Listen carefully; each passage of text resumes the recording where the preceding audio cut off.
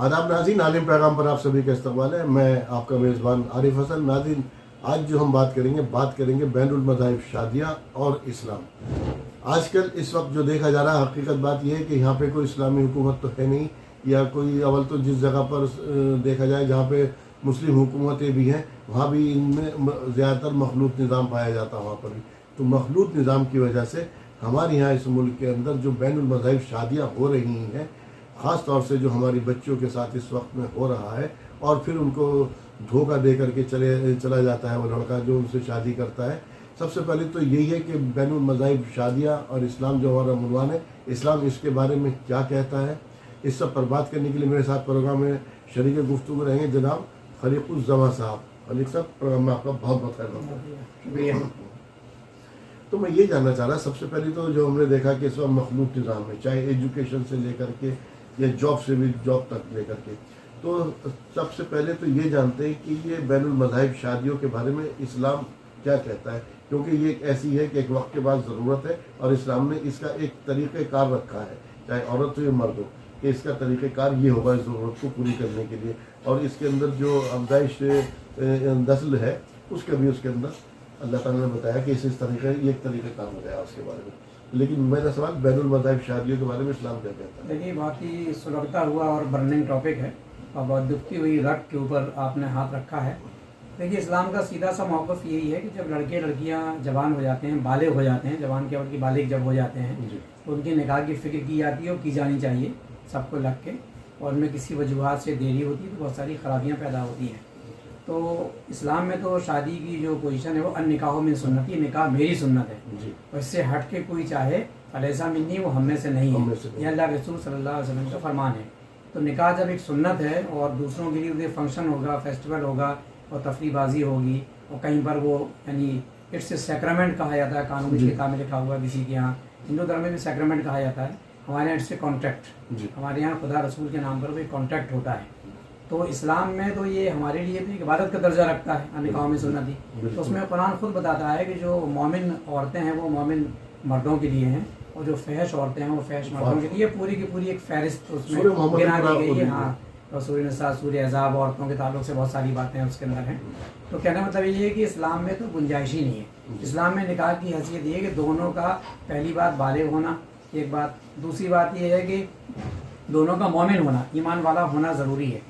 उसके बगैर एक कोई पार्टी, चाहे लड़का चाहे लड़की कोई भी हो, अगर वो मुसलमान नहीं है तो इस्लाम के हिसाब से निकाह नहीं होता, वो हराम ही है इस्लाम के अंदर, उसकी गुंजाइश ही नहीं है। तो पहली बात तो ये उम्मत को भी, नौजवान लड़के लड़कियों को भी, माँ बाप को, सबको समझनी चाहिए कि इस्लाम में उसकी कोई गुंजाइश नहीं है, और इस्लाम में निकाह की शर्त है। यहाँ तक कि जो काजी जो निकाह पढ़ाता है और वो भी ज़ाहिर मोमिन ही होता है, वो गवाह भी जो होने चाहिए दो कम से कम, वही मोमिन ही होते, ईमान वाले होते हैं। तो इतनी सारी शर्तें हैं, तो लड़का और लड़की मोमिन कैसे नहीं होंगे? तो चाहे लड़का गैर मुस्लिम हो चाहे लड़की गैर मुस्लिम हो, इस्लाम में इसकी कोई गुंजाइश नहीं है, ये कतन हराम है। अच्छा, अब जो मैं हालात की, समाज की बात कर रहा हूँ, उस माशरे के अंदर जॉब करने जा रहा लड़का, लड़की जा रही, मखलूत निज़ाम है। अब मखलूत निज़ाम होने के बाद जो लड़का और लड़की के बीच या औरत और मर्द के बीच अल्लाह ताला ने एक अट्रैक्शन रखा है, और अगर ये अट्रैक्शन ना हो तो कोई आदमी क्यों शादी करेगा? कोई पूरे खानदान का वो सर पर रखे, लाद के रखेगा, और उसके अंदर कुछ भी है और ज़रूरत दोनों की है अपनी उसको। तो उसके बीच जब दोनों को आपने नेगेटिव पॉजिटिव मिला दिए वहाँ पर, और इस्लाम तो सेग्रेगेशन की बात करता है, वो तो सेपरेट, लेकिन अब इसके अंदर ऐसे हालात में हमें बच्चियों को एजुकेशन भी दिलानी है, और वक्त की ज़रूरत के हिसाब से उसको अगर जैसे अपने पैरों पर खड़ा करने वाली बात आती है तो जॉब भी, तो उनकी तरबियत किस लिहाज से, किस तरह से उनके अंदर की जाए, या ये जिम्मेदारी किसकी कि वो इस चीज़ों से इस्तेमाल करें, बचे? जी देखिए, इसमें दो तीन चीज़ें हैं, सबको अलग अलग करके हमें समझना चाहिए। पहली बात तो है तालीम। तो तालीम तो इस्लाम में फ़र्ज़ है, हर मर्द हर औरत को तालीम का हासिल करना फ़र्ज़ है। उसमें कुरान, हदीस, सीरत और अखलाकियात की तालीम भी है, और उसमें जो है दुनियावी जिसको तालीम कहते हैं, इस्लाम में दीन दुनिया की तफरीक नहीं है, लेकिन उसमें जो है physics, chemistry, mathematics, Hindi, English, political science, history, geography, तो हर तरह की तालीम, स्कूल कॉलेज की तालीम भी ज़रूरी है। ये तो एक बात हुई। दूसरी बात यह है कि इस वक्त चूँकि हम एक ऐसे निज़ाम में माली हम रह रहे हैं जहाँ इस्लामी यानी हुकूमत नहीं, इस्लामी माहौल नहीं है, अगर तो आम तौर पे कोई एजुकेशन पाई जाती है, कोई एजुकेशन पाई जाती है। تو کو ایجوکیشن سے اصل میں فتنے شروع، جیسا کہ آپ نے خود ہی کہا کہ اٹریکشن پایا جاتا ہے، اللہ نے ایک اٹریکشن رکھا ہوا ہے اس کے اندر ہی. اب یہ جتنے بھی خرافات کے عشق بازی کے جو سینٹر بنے ہوئے ہیں، وہ سب سے پہلے تو یہ ہے کہ اسکول اور کالج، مخلوط تعلیمی نظام، لڑکے لڑکیاں ایک ساتھ پڑھ رہے ہیں، کانوینٹ وغیرہ. اور اس کے علاوہ دیکھیں گے پھر وہاں پڑھنے کے بعد کوچنگ جانا ہے. تو تمام کوچنگ ہماری گلی میں سب جگہ ہم دیکھتے رہتے ہیں. کوچنگ کے باہر جانے سے پہلے اور وہاں سے آنے کے بعد لڑکے لڑکیاں کھڑے گلیوں کے اندر عشق لڑا رہے ہیں، ماں باپ کو پتہ ہی نہیں کہ وہ کیا کر رہے ہیں. اگلا مرحلہ آتا ہے یعنی اس کا، یعنی جب وہ یعنی آفس جاتی ہے، اس پر میں بعد میں آؤں گا. پہلے میں تعلیم کی بات کر لیتا ہوں کہ کوچنگ سینٹرز اور تعلیمی ادارے، مدرسوں میں تو نہیں ہے، مدرسے ابھی بچے ہوئے ہیں، تو اس میں 3% لوگ جاتے ہیں، خالی 97% تو اسکول کالجوں میں جا رہے ہیں. تو ان میں مدرسے لڑکیوں کے الگ ہوتے ہیں، لڑکوں کے الگ ہوتے ہیں. تو وہاں پہ پھر بھی کسی حد تک بچاؤ ہے. دلی کے اندر ایک اللہ کی رحمت ہے اپنے سے، وہ کوئی سوچی سمجھی نہیں ہے، جگہ نہیں ہے یہاں پر. یہاں پر سرکاری اسکول میں لڑکیوں کی شفٹ الگ ہے، لڑکوں کی الگ ہے. تو 90% فتنے سے آدمی بچ جاتا ہے. لیکن اس کے علاوہ پرائیویٹ اسکول میں کوئی ایجوکیشن ہے، تو وہیں سے ہی شروعات ہو جاتی ہے. ڈی پی ایس اسکول کی بہت ساری ویڈیو نیٹ پہ پڑی ہوئی ہیں، دنیا دیکھ سکتی ہے کیسے کیسے واقعات ویڈیو ہیں، اور بہت ہائی لائٹ بھی ہوئی تھی. اور کوچنگ سینٹرز کے اندر ہی اب ایسے میں آدمی کرے کیا؟ کرنے کے بارے میں ایک آدھ مثال دے کے پھر آگے بڑھ جائیں گے، دوسرے اس پر نوکری والے پوائنٹ پر آ جائیں گے. ہمارے ایک پروفیسر صاحب تھے، مجھے انگلش پڑھاتے تھے، بہت اچھی ان کی انگلش تھی، اور شاہ ولی مار صاحب، اور بعد میں پرنسپل رہے 17 سال کو. تو ان کے 8 لڑکیاں تھیں، ایک لڑکا تھا، لاسٹ میں لڑکا ہوا، آج کل دبئی میں ہے. انہوں نے 8 لڑکیوں کو پڑھایا. کوئی BCA ہے، کوئی BCom ہے، کوئی M.Com ہے، کوئی MA ہے، کوئی MA ہے، کوئی B.Ed ہے، سب پڑھ لکھ گئی. لیکن جو بہت خاص بات دیکھی، جس اسکول میں لیکچرر تھے وہاں وہ 6ویں 7ویں 8ویں 9ویں 10ویں تک تو جاتی تھیں بچیاں اس کے، حالانکہ ہم سے سب جونیئر ہیں، اور سب پڑھ لکھ گئی. اور بعد میں انہوں نے مجھے، ہم جب بڑے ہوئے تب مجھے پتا چلا، اب میں ان کے گھر جاتا ہوں تب معلوم چلا کہ یہ کوئی بھی کالج یونیورسٹیوں میں انہوں نے نہیں بھیجا. انہوں نے سب کو کرسپونڈنس کرایا اور سب پڑھ لکھ گئی. علم کا حاصل کرنا فرض ہے، تو وہ کہا کرتے تھے کوئی ایجوکیشن فرض نہیں ہے، ایجوکیشن فرض ہے، کوئی ایجوکیشن فرض نہیں. وہ تو فتنے کا گھر ہے. ایسی ہمارے پاس ایک مثال اور بھی ہے کہ لڑکیوں کو مدرسے میں بھیجا انہوں نے، عالمہ فاضلہ بنی ماشاءاللہ وہ لڑکیاں. اور وہاں تو ظاہر وہاں تو کوئی ایجوکیشن ہوتی نہیں ہے. آنے کے بعد انہوں نے BA کیا تو کرسپونڈنس IGNOU سے کیا. تو کہنا مطلب یہ ہے کہ اس ویڈیو کے ذریعے سے میں ایک بات یہ کہنا چاہتا ہوں کہ ہم کوئی ایجوکیشن سے بچیں. کس نے کہا ہے وہاں بھیجیں؟ ایک طریقہ یہ ہو سکتا ہے مدرسے میں بھیجیں، دوسرا طریقہ یہ ہو سکتا ہے کہ مدرسے کے بعد یا بنا مدرسے کے بھی ہم کالج میں بھیجیں. تو لڑکیوں کے کالج بھی موجود ہیں یہاں پر، لیڈی ایڈمن کالج ہے، کہیں کوئی ہے، بہت ساری لڑکیوں کی اجازت سے لڑکیاں تعداد کم ہے تو وہاں بھیجیں. اس کے علاوہ ہم ایک کام اور بھی کر سکتے ہیں کہ ہم ان کو کرسپونڈنس کرا دیں. ہر یونیورسٹی کا ڈسٹینس ایجوکیشن موجود ہے، تو پڑھانا ہی تو فرض ہے، کوئی ایجوکیشن فرض نہیں، ایجوکیشن فرض ہے. تو یہ ایک بات ہو گئی. اور ایسی کوچنگوں سے ہم بچیں. لڑکیوں کی بھی کوچنگ کھل گئی ہیں، تو جہاں تک ہم بچیں، ورنہ ہم لڑکے بچوں کو فتنوں میں ڈالیں گے. اور جاب والا اگلا مرحلہ اس پر ہی بات کر لیں گے. جی جاب کے اندر جب آتے ہیں تو وہاں پر ہونے کے بعد آج کل جو یہ تو ایک طریقے سے جسے کہتے ہیں، نام تو ہمیں مسلمان کے بدنام کیا جائے لو جہاد کا، ایک دوسری طرف سے بھی اس طرح کی کوئی کمپین چل رہی ہے، ایسا سننے میں آتا ہے. اور اس کی کئی جگہ ہوتی ہے کہ وہ بھی مسلم بچیاں جو ہیں وہ ان کے نرغے میں آ جاتی ہیں اس طرح کے بہکاوے میں، اور ان کے ساتھ بھی اس طرح کی سلوک ہم نے دیکھے ہوتے ہوئے. یا اسکول کالج سے ہم جاب پر بھی آ جائیں گے. جی اسکول کالجوں میں عام طور پر مسلمان لڑکیاں مسلمان لڑکوں سے اگر عشق لڑاتی ہیں تو اسلام میں اس کی بھی گنجائش نہیں ہے. اسلام تو اس کو حرام قرار دیتا ہے. آشنائی، چوری چھپے آشنائی اگر ہو، اور نہ کہ غیر مسلم سے لڑائیں تو وہ بالکل ہی حرام ہے، وہ بھی غلط ہے. تو ہمارے یہاں کی لڑکیاں ادھر جا رہی ہیں. ایک بات ہو سکتا ہے کہ کچھ منصوبہ بند ہو ویسے، لیکن ایسا نہیں ہے کہ وہاں کی لڑکیاں بھی یہاں پر آ رہی ہیں، وہاں کی یہاں بھی آ رہی ہیں. تو اسلام تو دونوں کو ہی منع کرتا ہے. اسلام دونوں کو ہی یعنی بالکل منع کرتا ہے. اسلام میں گنجائش نہیں. ایک بات ہو رہی تعلیم کا، میں نے بتا دیا بچنے کا طریقہ ہے، بچنے کی کوشش. اب آ جائیے جاب کے اوپر. ایک تو تعلیمی ادارے میں یہ فتنہ برپا ہوتا ہے، دوسرا جاب کے اوپر. جاب کے تعلق سے اسلام کا کلیئر کٹ ہے. میں نے ابھی اس کے پہلے نکاح پہ پچھلے ویڈیو میں بات ہوئی تھی، جب وہ نان نفقہ قبول کر رہا ہے، کھانا پینا دوا علاج اور کپڑا اور ہر چیز، اور پلس اس کا مربی ہونا اور سیفٹی سیکورٹی کا انچارج ہے، سب کچھ ہے، وہ تربیت کا انچارج ہے شوہر. تو یعنی اس کے یعنی فرض معاش کمانا مرد کے اوپر ہے. اسلام نے مرد کے اوپر معاش، نماز کے ساتھ ساتھ مرد کے اوپر جو ہے وہ معاش کمانا، پیسہ کمانا فرض کرا دیا ہے. پہلی بات، لڑکیوں پر جاب یا پیسہ کمانا فرض ہی نہیں ہے. تو جو چیز فرض نہیں ہے اس کے لیے ماں باپ اتنا لالائق کیوں ہیں؟ ماں باپ کو تربیت کرنی چاہیے. ماں باپ اپنی بچیوں کو فتنے میں ڈال رہے ہیں. یہ سماج آج کل میں نے بہت زیادہ اس طرح سے دیکھے. آپ اب لڑکے، پہلے تو بیچ میں ایک جہیز کی لعنت آئی تھی، وہ ابھی بھی ہے، اس کے ہم بات کریں، لیکن وہ ابھی اتنا کم ہو کے اب وہ دوسری طریقے سے ہونے لگا. لڑکی کر کیا رہی ہے آپ کی؟ اب یہ بھی ایک ٹرینڈ چل پڑا ہے یہ کس کی بےغیرتی ہے؟ جناب اس کا الٹا بھی ہے. اس کا الٹا میں آپ کو بتاؤں گا. میرا ایکسپیرینس ہے، جو کہ میں تو انٹرسٹ لیتا ہوں لوگوں کے جاب لگوانے میں بھی اور لوگوں کے نکاح کروانے بھی. اس کا الٹا بھی ابھی آپ کو بتاؤں گا. ابھی آپ اسی جاب پر آئیے کہ جو چیز فرض نہیں ہے، اب آپ نے ایک لڑکی کو بھیج دیا، جوان لڑکی ہے، اللہ نے اٹریکشن دیا ہوا ہے، آفس جا رہی ہے، وہ وہاں غیر مسلم بھی ہے، مسلمان بھی ہیں، وہاں کس سے اٹریکٹ ہو رہی ہے، کس کے چکر میں پڑ رہی ہے. میں تو ایک بات کہتا ہوں، نئی جنریشن کہاں جا رہی ہے، اس میں مسلمان بھی غیر مسلم سب شامل ہیں. تو ہماری قوم کی اس میں آ جائے گی. نقاب بنا نقاب والی میں کوئی فرق نہیں. میں کہتا ہوں اگر دیکھنا ہے کہاں جا رہی ہے، 30 روپے کا ایک ٹکٹ لیجیے اور میٹرو پر بیٹھ جائیے، اور جہاں تک میٹرو جا رہی ہے وہاں تک چلے جائیے. تو آپ کو نقاب والی بنا نقاب والی میں کوئی فرق نہیں. سینے سے لگی ہوئی ہے، لپٹ رہی ہے، چھو رہے ہیں، ایک دوسرے کو چپٹے ہوئے ہیں. جب سب کے سامنے وہ اتنا کر رہے ہیں، ماں باپ نہیں سوچ رہے ہیں، وہ خالی مادہ پرستی میں ڈوبے ہوئے ہیں، بھوتکواد میں ڈوبے ہوئے ہیں. پیٹھ پیچھے کیا کرتے ہوں گے؟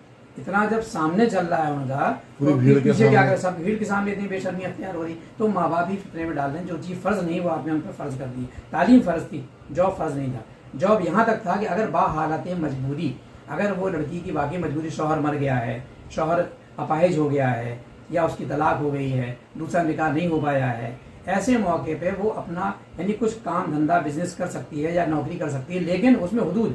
وہ کسی فطرے میں نہیں پڑے گی، وہ پردے کا خیال رکھے گی، وہ گھر بیٹھے سلائی کچھ کر لے گی، گھر بیٹھے ٹیوشن پڑھا لے گی. مطلب وہاں بھی حدود قائم رکھے گی. تو بحالت مجبوری وہ کر سکتی ہے، اور اس میں بھی حدود کا خیال کرتے ہوئے. یہ بات یہاں پر آ گئی کہ جاب اس پہ فرضی نہیں ہے، اور بحالت مجبوری کرے تو پھر اس کو جو ہے وہ الاؤڈ ہے، لیکن وہ بہت ہی حدود اور احتیاط کے ساتھ اس کو الاؤڈ ہے. اور جہاں تک اس کی آپ نے بات کہی تھی جاب کی تعلقات کی، تو وہی دیکھیے دونوں طرف سے گڑبڑ ہو رہا ہے. اسلام تو دونوں کو، چاہے مسلم غیر مسلم سے کرے، غیر مسلم مسلم سے کرے. اسلام تو کہتا ہے مسلمان مسلمان سے وش کرے گا تو وہ بھی جائز نہیں. وہ بھی جائز نہیں. ان نکاحوں میں سنت یہ ہے، اس کے علاوہ کوئی طریقہ اسلام میں جائز نہیں. اچھا ایک حد یہ ہو جاتی ہے پھر آخر میں آ کر کے. اچھا جاب کی بات، ایک بات میں یہ بھی کر رہا ہوں. جاب کی بات یہ ہے کہ دیکھیے مردوں پر بھی تعلیم فرض ہے. جی مردوں پر بھی تعلیم فرض ہے، تو جاب تو ان پہ بھی فرض نہیں ہے. تو لڑکیاں پھر کیوں جاب کر رہی ہیں؟ تعلیم ہی تو فرض ہے مردوں پر. مردوں پہ معاش فرض ہے. تو 3% لوگ مشکل سے نوکری کرتے ہوں گے. سینٹرل گورنمنٹ اسٹیٹ گورنمنٹ ملا دیا، اور کچھ پرائیویٹ کمپنی ہوں گے. زیادہ تر بزنس، کاروبار، مزدوری اور سیلف امپلائڈ وہی تو زیادہ تر مرد بھی کرتے ہیں. تو نوکری تو بہت تھوڑی سی ہوتی ہے کسی بھی گورنمنٹ کے. اب تو گورنمنٹ نوکری نہیں دے رہی، نکال رہی، لیکن ویسی بھی دیتی بھی رہی ہے کانگریس کے دور میں اگر مان لیجیے، تب بھی وہ بہت تھوڑی سی ہوتی ہے. تو کام دھندا بزنس کرنا پڑتا ہے. تو مرد کے لیے بھی نوکری نہیں، تو بزنس کرے، کاروبار کرے، معاش کمانا ہے اس کو. تو عورت پہ تو ویسے ہی فرض نہیں تھی. تو یہ سارا فتنہ اسی سے برپا ہو رہا ہے دین کو نہیں سمجھنے کی وجہ سے. اور ایک بات اور جو آپ نے شادی کی بات کہی کہ لوگ پوچھتے ہیں میں کہ صاحب لڑکی کیا کر رہی ہے. میں اس کو الٹا کہہ رہا ہوں، میرے پاس جتنے ابھی تک رشتے آئے ہیں، ایسا ہمیں لگتا ہے بہت کم تھوڑا پرسنٹیج ہوگا جو ایک دم مادہ پرست ہو کہ اپنے حصے کی روٹی کما کے لائے تبھی روٹی کھانے کو ملے گی، اور مجھے تو ساری فیسلٹی مل ہی رہی ہے، مجھے کیا کرنا ہے. لیکن میرے پاس جتنے بھی رشتے آئے، اگر لڑکی جاب کر رہی ہے اس کو کوئی نہیں پوچھ رہا ہے. عام طور پر لوگ انکار کر دیتے ہیں، کیونکہ ہر آدمی چاہتا ہے کہ لڑکی تو گھریلو ہونی چاہیے. میری بیٹی تو جاب کرے، لیکن جو بہو ہے وہ گھریلو گھر کے کام کرے، ماں باپ کی خدمت کرے، شوہر کی خدمت کرے، اولاد کی تربیت کرے. وہ یہ چاہ رہا ہے جا کے. اس کا مطلب کہ کہیں نہ کہیں وہ چیز ہے. تو کہنے کا مطلب یہ ہے کہ یہ بات نہیں ہے، ان کے رشتے مشکل پڑ رہے ہیں. اور اگر ہو بھی گئے تو ایک چیز اور بتا دوں، طلاق کا ریٹ، جھگڑے کا ریٹ نوکری اور جاب کرنے والوں کا زیادہ ہے اور گھریلو لڑکیوں کا کم ہے. ایک سوچ یہ بن گئی نا کہ لڑکی اپنے پیروں پر کھڑا نہیں ہوگی، کھڑی نہیں ہوتی، یا وہ برسر روزگار نہیں ہے سماج میں، تو اس سے ہوتا ہے اس کا الٹا. انصیف ہو جاتی ہے باہر نکل کے، انصیف ہو جاتی ہے. میں تو ایک بات کہہ رہا ہوں، لڑکی پہ کیا فرض قرار دیا گیا وہ ایک آدمی سمجھ لے. سب سے پہلے امور خانہ داری، وہ گھر میں رہ رہی ہے. اس کے بعد گھر میں جو بھی لوگ ہیں، شوہر تو ہے ہی ہے، اور ماں باپ جو بھی ہیں. بس لڑکیاں کہتی ہیں ہم ماں باپ کی خدمت نہیں کریں گے. NGO میں ہیں تو 6000 کی نوکری میں پڑوسی بوڑھے آدمی کو کھانا دے دیں گے، لیکن شوہر کے باپ کو کھانا ہم نہیں دیں گے. تو میں سمجھتا ہوں دین کو اس نے سمجھا نہیں ہے. نہ محرم پڑوسی کو تو کھانا دینے جا رہی ہو 6000 کی نوکری میں NGO کے اندر ہی، لیکن اپنے شوہر کے اور ماں باپ کو نہ دے. میں سمجھتا ہوں ایک محرم تو وہ خام خواہ کے بالکل بیکار کی بات ہے. آخری سوال اس میں، جو لوگ جب اس میں ملوث ہو جاتے ہیں اور وہ بین المذاہب شادیاں کر لیتے ہیں، تو پھر ان کے لیے ایمان اور ساری چیزیں پس پشت ہو جاتی ہیں. تو ایسے لوگوں کے لیے آپ کیا کہیں گے؟ دیکھیے ایسے لوگ ظاہر ہے شادیاں بھی کر لیتے ہیں کہ تم اپنے مذہب کریں، میں اپنے مذہب کروں، اور پھر نہ تو یہ چلتی ہیں، نقصان سماج کے اندر. اسلام تو اس کو حرام کاری کہتا ہے. اسلام میں اس کے لیے کوئی گنجائش نہیں ہے. اسلام ایک ہی طریقہ بتاتا ہے خواہش پوری کرنے کا، نکاحوں میں سنتی. اور گھر کی میں نے لڑکیوں کی ذمہ داری بتائی تھی، پھر دوہرا دے رہا ہوں کہ امور خانہ داری، اس کے علاوہ گھر والوں کی خدمت، شوہر سمیت. اس کے علاوہ سب سے امپورٹنٹ جاب جو مسنگ ہو رہا ہے وہ ہے اولاد کی تربیت. آج جو بگڑیل اولاد نکل رہی ہے، ماں گھر پہ ہی نہیں ہے، آیا اس کو پال رہی ہے، محلے پڑوس کے ہتھے وہ چڑھ رہا ہے، تو کیسی جنریشن نکل رہی ہے یہ. ٹھیک ہے، اتنا سارا کام، اور پلس اس کے ساتھ ساتھ اتنا کام اس نے کر لیا. بتائیے فرصت کہاں اس کو نوکری کی. اس کے علاوہ جو اسے کام کرنا ہے وہ کنتم خیر امۃ اخرجت للناس والا بھی کرنا، اس کو تامرون بالمعروف وتنہون عن المنکر، عورتوں میں دین کا کام بھی کرے گی، دینی کتاب قرآن تفسیر بھی اس کو پڑھنی، دینی کتابیں پڑھنی. تو میں سمجھتا ہوں اس دینی کام کرنے کے لیے 1 گھنٹہ مطالعہ اور 1 گھنٹہ فیلڈ ورک میں خواتین کو جا کے دین بتانا، اس کے لیے فرصت نہیں ملے گی تو نوکری اس میں کہاں فٹ ہو رہی ہے. وہ ہم تو دیکھتے ہیں ہماری اہلیہ سمیت تو جتنی خاندان کی لڑکیاں وہ اسی میں تھک جاتی ہیں، امور خانہ داری، بچوں کی تربیت اور گھر والوں کی خدمت، اور اسی میں دین تھوڑا بہت پڑھ لیا، قرآن وغیرہ تفسیر پڑھ لی اور کسی کو جا کے بتا دیا تو نوکری کی فرصت نہیں. 12 گھنٹے بعد لوٹ کے آئے گی تو کسی لائق نہیں رہے گی. صحیح بات. ناظرین بات یہ ہو رہی تھی کہ دیکھیے عورت اور مرد کے بیچ میں نے جیسے شروع میں کہا تھا اٹریکشن تو اللہ تعالیٰ نے رکھا ہے، لیکن جیسے اب آپ کہیں کہ نظام کو اگر آپ دوش دینا شروع کر دیں، اسے قصوروار ٹھہرانا شروع کر دیں نظام کو کہ نظام ہی نہیں، ہم کیسے کریں سیگریشن، اس کا بڑا شاندار حل ایجوکیشن حاصل کرنا ہے. کورسپونڈنٹ بتا دیا کوئی ایجوکیشن فرض نہیں ہے، تعلیم حاصل کرنا فرض ہے. ابھی خلیق صاحب نے اس بارے میں بات کی. دوسری بات، اگر آپ نوکری کی بات کرتے ہیں، نوکری کرنا آپ پر فرض نہیں ہے. جب آپ سے نکاح کیا اس نے، معاش کی ہر چیز کی آپ کی سیفٹی کی ذمہ داری اس مرد کی ہو گئی، اور وہ پھر بھی اگر زبردستی کرا تو وہ گنہ گار ہے یا وہ اس کے اندر شامل ہے. لیکن آپ کو پھر بھی اس کا یہ بھی نہیں کہ آپ کو نوکری کرنے کے لیے منع کر دیا گیا نوکری کرنے، لیکن اگر کوئی ایسا خدا نخواستہ ہے کہ وقت ایسا اگر پڑ گیا خدا نخواستہ بحالت مجبوری تو آپ اس وقت نوکری بھی کر سکتے ہیں. ہاں جو شرط حدود ہوگی اس کے ساتھ کر سکتے ہیں. بس ایک سینٹینس میں یا 1 منٹ میں مجھے اس کا سوال، کیونکہ اکثر و بیشتر یہ ماڈرن جو ہماری خواتین ہیں انہوں نے نکلنے بعد ایک اور چیز کرنی شروع کر دی. بھائی صاحب وہ ہمیشہ حضرت خدیجہ تعالیٰ عنہ کا حوالہ دیتی، وہ بھی تو چیز تجارت کیا کرتی تھی. ذرا ان کو کون بتائے کہ وہ تجارت کرنے خود جایا کرتی تھی. بالکل میں بتا رہا ہوں، بالکل اس کو بہت کنفیوز کیا تھا حضرت خدیجہ کے نام کو لے کے. حضرت خدیجہ رضی اللہ تعالیٰ عنہ نے پہلی بات تو یہ کہ وہ پیسے والی عورت تھیں اور بزنس کاروبار کرتی تھیں. 2-3 چیزیں سن لیے ٹیکنیکلی. پہلی بات تو یہ کہ وہ اللہ کے رسول صلی اللہ علیہ وسلم نبوت کے پہلے کا معاملہ ہے، وہ پہلے سے کاروباری تھی. ایک بات. دوسری بات یہ بہت ہی شریف و نفس عورت تھی، وہ پردے میں رہتی تھی اور دوسرے مردوں کو بھیجتی تھی مال لے کے، لوٹ کے آگے کمیشن ان کو لا کے دیتا تھا. تو جب ایک بار حضور صلی اللہ علیہ وسلم کو بھیج دیا تو انہوں نے نکاح کا پیغام دے دیا. تو گویا کہ خود نہیں جا رہی تھی ابو جہل کے ساتھ، وہ کوئی بورڈ آف ڈائریکٹرز کی میٹنگ میں نہیں بیٹھ رہی تھی. اور آخری بات جو سب کو سمجھنا چاہیے وہ یہ ہے کہ بات ادھوری پیش کی جاتی. آپ نے نکاح کے بعد تو سارا وہ کروڑوں روپیہ کہاں چلا گیا؟ آپ کروڑپتی تھی. دین کی راہ میں لٹا دیا. تو کیریئر داؤں پہ بھی لگائے جاتے ہیں دین کے، سماج کے، انسانیت کے لیے. بھوکے مرنے کی اور فاقے کی نوبت آ گئی. پیسہ کیا نعوذ باللہ کی فضول خرچی گھر میں ہو رہی تھی، وہ تو نہیں ہو رہی تھی. اس پہ کیوں سب لوگ خاموش رہتے ہیں؟ حضرت خدیجہ رضی اللہ عنہ اپنا وہ کروڑوں روپیہ جو ہے دین کی راہ میں لگا دیا. تو کیریئر کو، پیسے کو دین کی راہ میں لگایا بھی جاتا ہے. تو اس کا ہمیں سولوشن صرف یہی ہے، جس کو میں سولوشن پہ ختم کر رہا ہوں بات کو، وہ یہ ہے کہ دینی تعلیم. ہم physics, chemistry, math, Hindi, English, math, science اور دنیا بھر کا ہسٹری، جغرافی سب کچھ پڑھائیں، اکنامکس پڑھائیں، کوئی ایجوکیشن سے ہٹ کے لڑکیوں کو کالج میں پڑھائیں، کرسپونڈنس پڑھائیں، لیکن ہم دین کی تعلیم ضرور دیں. ان کو دینی اجتماعات میں بھیجیں، دینی تنظیم میں بھیجیں، دینی کتابیں ان کو پڑھوائیں. کون روک رہا ہے؟ قرآن حدیث تفسیر پڑھائیے آپ گھر کے اندر ہی.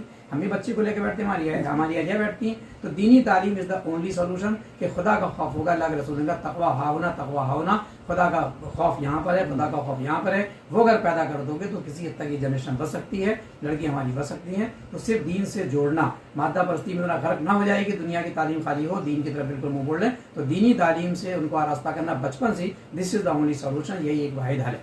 صحیح بات ہے. جیسے خلیق صاحب نے کہا آدھی ادھوری بات پیش کی جاتی. صحیح بات ہے. کبھی ذکر کیا کتنی خواتین جانتی ہیں کہ شب ابی طالب کی کتنی سختیاں انہوں نے جھیلی ہیں، کتنی اپنے اٹھائی ہیں اس کے بارے میں. بس صرف اس کو اپنے مطلب کی بات لے لی، وہ بھی آدھی ادھوری. بہت تفصیل سے آپ نے اس کو بات کی. خلیق صاحب پروگرام میں شامل کے لیے آپ کا تہہ دل سے شکریہ. جزاک اللہ. شکریہ. تو ناظرین اسی کے ساتھ اپنے میزبان کو بھی دیجیے اجازت. آداب.